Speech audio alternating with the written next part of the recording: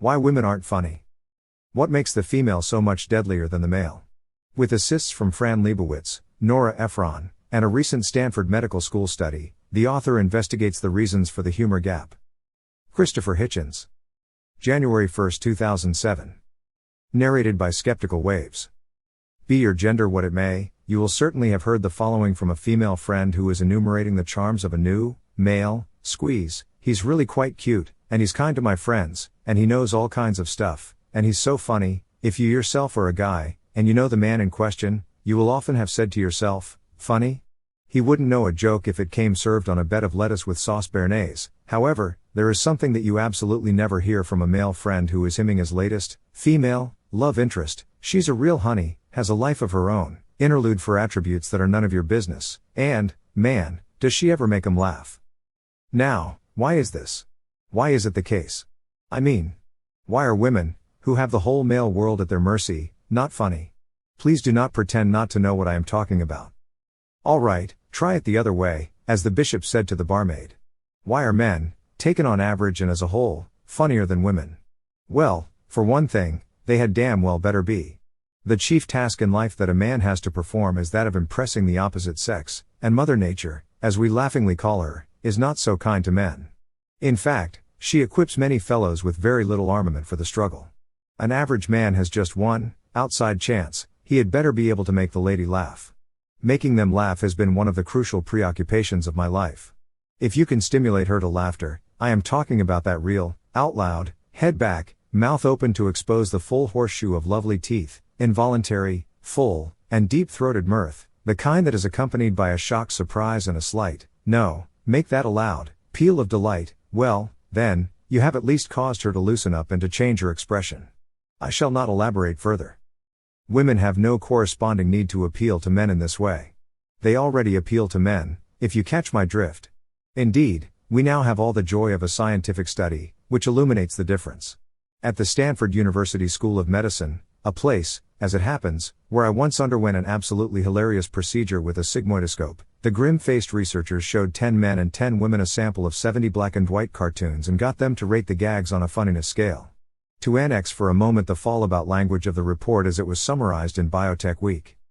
The researchers found that men and women share much of the same humor response system, both use to a similar degree the part of the brain responsible for semantic knowledge and juxtaposition and the part involved in language processing. But they also found that some brain regions were activated more in women. These included the left prefrontal cortex, suggesting a greater emphasis on language and executive processing in women, and the nucleus accumbens, which is part of the mesolimbic reward center. This has all the charm and address of the learned Professor Scully's attempt to define a smile, as cited by Richard Usborne in his treatise on P.G. Wodehouse, the drawing back and slight lifting of the corners of the mouth, which partially uncover the teeth, the curving of the nasolabial furrows, but have no fear, it gets worse. Women appeared to have less expectation of a reward, which in this case was the punchline of the cartoon, said the report's author, Dr. Alan Rice. So when they got to the joke's punchline, they were more pleased about it. The report also found that women were quicker at identifying material they considered unfunny. Slower to get it, more pleased when they do, and swift to locate the unfunny. For this we need the Stanford University School of Medicine? And remember, this is women when confronted with humor. Is it any wonder that they are backward in generating it? This is not to say that women are humorless, or cannot make great wits and comedians. And if they did not operate on the humor wavelength, there would be scant point in half killing oneself in the attempt to make them writhe and scream, uproariously. Wit, after all, is the unfailing symptom of intelligence. Men will laugh at almost anything, often precisely because it is, or they are, extremely stupid. Women aren't like that. And the wits and comics among them are formidable beyond compare. Dorothy Parker, Nora Ephron, Fran Lebowitz, Ellen DeGeneres. Though ask yourself, was Dorothy Parker ever really funny? Greatly daring, or so I thought, I resolved to call up Ms. Lebowitz and Ms. Ephron to try out my theories. Fran responded, the cultural values are male. For a woman to say a man is funny is the equivalent of a man saying that a woman is pretty. Also, humor is largely aggressive and preemptive, and what's more male than that? Ms. Ephron did not disagree. She did, however, in what I thought was a slightly feline way, accuse me of plagiarizing a rant by Jerry Lewis that said much the same thing. I have only once seen Lewis in action, in The King of Comedy, where it was really Sandra Bernhardt who was funny. In any case, my argument doesn't say that there are no decent women comedians. There are more terrible female comedians than there are terrible male comedians, but there are some impressive ladies out there. Most of them, though, when you come to review the situation, are hefty or dykey or Jewish, or some combo of the three. When Roseanne stands up and tells biker jokes and invites people who don't dig her shtick to suck her dick, know what I am saying. And the sapphic faction may have its own reasons for wanting what I want, the sweet surrender of female laughter. While Jewish humor, boiling as it is with angst and self-deprecation, is almost masculine by definition.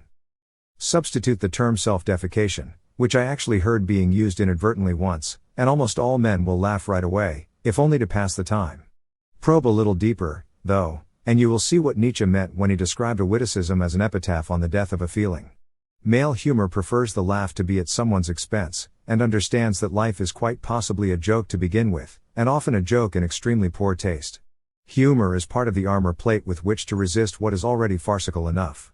Perhaps not by coincidence, battered as they are by motherfucking nature, men tend to refer to life itself as a bitch, whereas women, bless their tender hearts, would prefer that life be fair, and even sweet, rather than the sordid mess it actually is.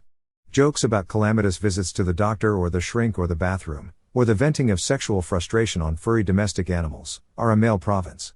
It must have been a man who originated the phrase funny like a heart attack. In all the millions of cartoons that feature a patient listening glum face to a physician, there's no cure. There isn't even a race for a cure. Do you remember even one where the patient is a woman? I thought as much.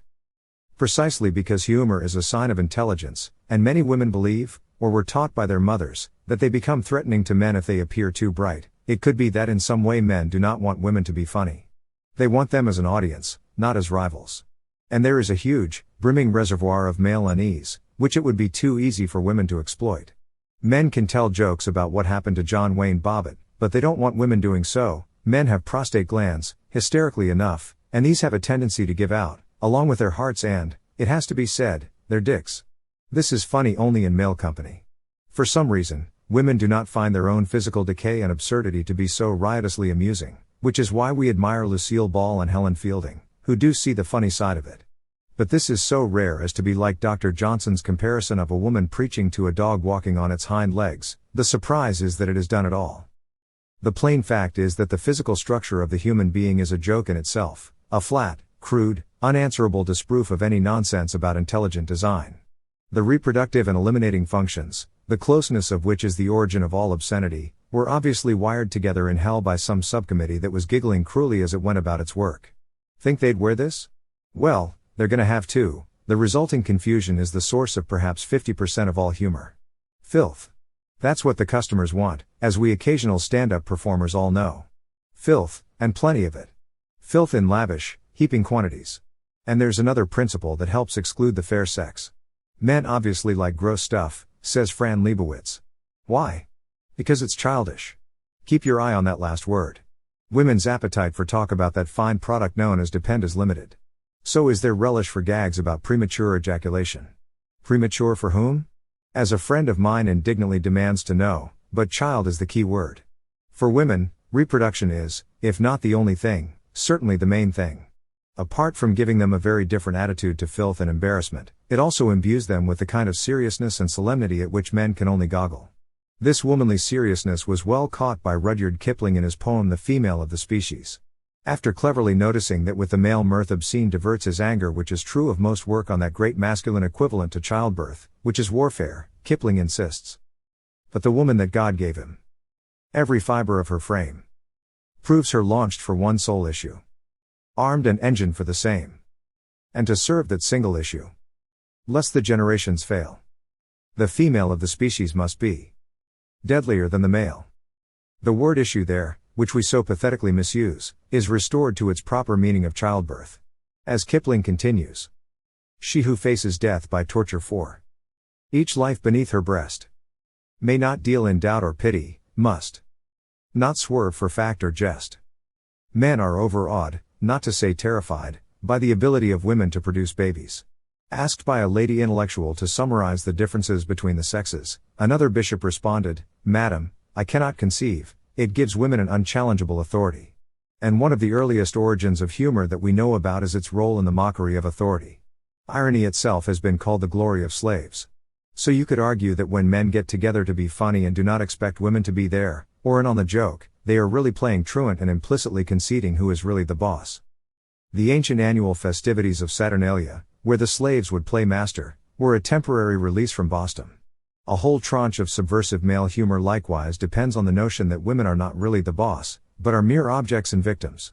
Kipling saw through this. So it comes that man, the coward, when he gathers to confer with his fellow braves in council, dare not leave a place for her. In other words, for women the question of funniness is essentially a secondary one. They are innately aware of a higher calling that is no laughing matter. Whereas with a man you may freely say of him that he is lousy in the sack, or a bad driver, or an inefficient worker, and still wound him less deeply than you would if you accused him of being deficient in the humor department. If I am correct about this, which I am, then the explanation for the superior funniness of men is much the same as for the inferior funniness of women. Men have to pretend, to themselves as well as to women, that they are not the servants and supplicants. Women, cunning minxes that they are, have to affect not to be the potentates. This is the unspoken compromise. H. L. Mencken described as the greatest single discovery ever made by man the realization that babies have human fathers, and are not put into their mothers' bodies by the gods. You may well wonder what people were thinking before that realization hit, but we do know of a society in Melanesia where the connection was not made until quite recently. I suppose that the reasoning went, everybody does that thing the entire time, there being little else to do, but not every woman becomes pregnant. Anyway, after a certain stage women came to the conclusion that men were actually necessary, and the old form of matriarchy came to a close. Mencken speculates that this is why the first kings ascended the throne clutching their batons or scepters as if holding on for grim death. People in this precarious position do not enjoy being laughed at, and it would not have taken women long to work out that female humor would be the most upsetting of all. Childbearing and rearing are the double root of all this, as Kipling guessed. As every father knows, the placenta is made up of brain cells, which migrate southward during pregnancy and take the sense of humor along with them. And when the bundle is finally delivered, the funny side is not always immediately back in view. Is there anything so utterly lacking in humor as a mother discussing her new child? She is unboreable on the subject. Even the mothers of other fledglings have to drive their fingernails into their palms and wiggle their toes, just to prevent themselves from fainting dead away at the sheer tedium of it. And as the little ones burgeon and thrive, do you find that their mothers enjoy jests at their expense? I thought not. Humor, if we are to be serious about it, arises from the ineluctable fact that we are all born into a losing struggle. Those who risk agony and death to bring children into this fiasco simply can't afford to be too frivolous.